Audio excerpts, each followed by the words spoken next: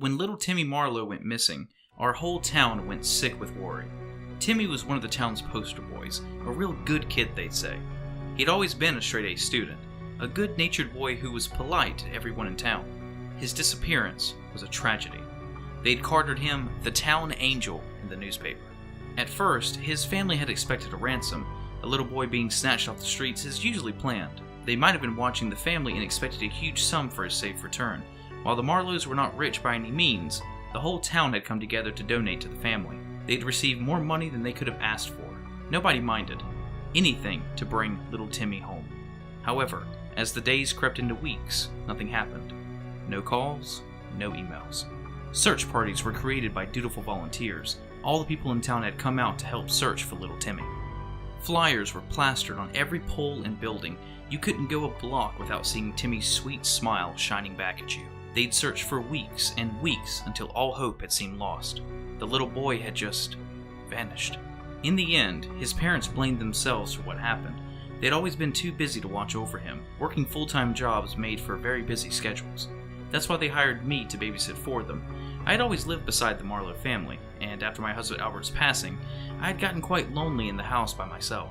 I took the job immediately. I had known that Timmy was a sweet little boy. Why would I refuse? When Timmy had disappeared, I had told everyone that Timmy had never returned home that afternoon, which was true. I was never known to lie. Nobody had known Timmy better than I did, which was the reason in the end I had killed him. At first, Timmy hadn't been a problem for me. He was kind and polite, especially when his parents were around. As time went by, Timmy's attitude had changed. Timmy was a monster. I was the one who had seen him when he thought no one was looking, the way he'd kill the neighbors' animals and smile when they had been reported missing.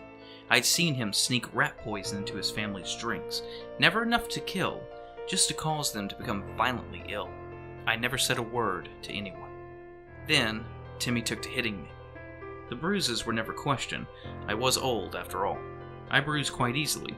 Timmy took advantage of this and began to attack me more and more. He'd have fits and throw things. I left one night with a broken nose, and I had to lie that I had fallen. Elderly ladies do slip all the time. Luring him with cookies and treats hadn't been hard to do. What child could resist my baking? Timmy was dead instantly. All I had to do was come up with a way to get rid of him. The townspeople had never suspected me.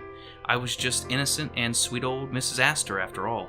I even volunteered to help make meals for the dedicated people wanting to help search for the missing child. I came prepared with my famous meat pies and lemonade, smiling pleasantly from ear to ear.